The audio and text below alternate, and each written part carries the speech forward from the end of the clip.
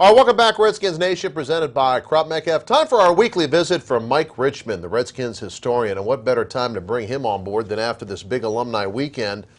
And, I mean, that many alums. When was the last time that many Redskins alums were in one place? To me, I don't think I've ever seen that many guys in one place. Oh, I haven't seen anything like that in terms of Redskins alumni.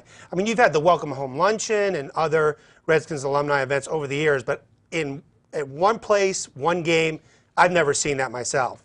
Let's talk about these 10 for 80. Chris Samuel's the only one who couldn't be in attendance, of course, because Alabama was beating LSU, and they're still at the top of the heap. But John Jansen actually sprinted on the field at halftime. It looks like he could still play.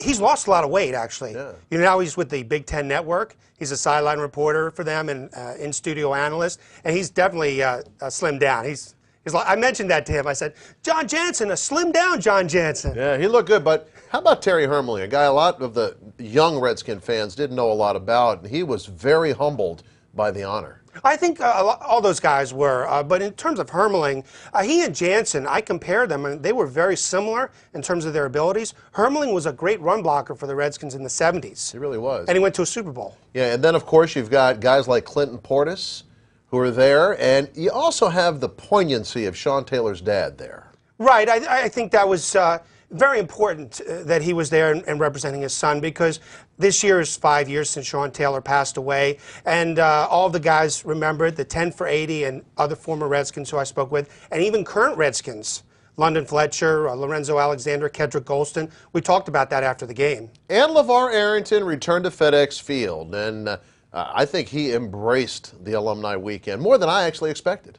I agree, and you mentioned humbled. He was very humble to be there and very proud, and he remembers his days, 3 years as an All-Pro with the Redskins. He had great seasons here. Who was your favorite alumni to catch up with? Because you were bringing up guys before we started the show here. Guys who I'd never heard of, but maybe they were some of your favorites. Just give me some of your favorite memories from this weekend. Well, I'm going to mention a guy whose name, I don't think too many people remember him, Craig McEwen. A very unusual name. He was with the 1987 Redskins replacement team. He was the only replacement player that I know of who was there. Wow. He played during that three-game period, and I asked him about it. He was originally cut by the Redskins prior to the 87 season, and then Beathard brought him back for the replacement team. He had a great game in that 13-7 upset over Dallas, several catches, and then he made the Redskins regular roster after that. Don't go away, because I had the opportunity to have a thrill, because I've been around a lot of these Redskins, obviously over the years, but I had never met the following man, Eddie LeBaron. Certainly a thrill for me to catch up one of the Redskins' all-time legends. He is one of the 80 greatest Redskins, Eddie LeBaron.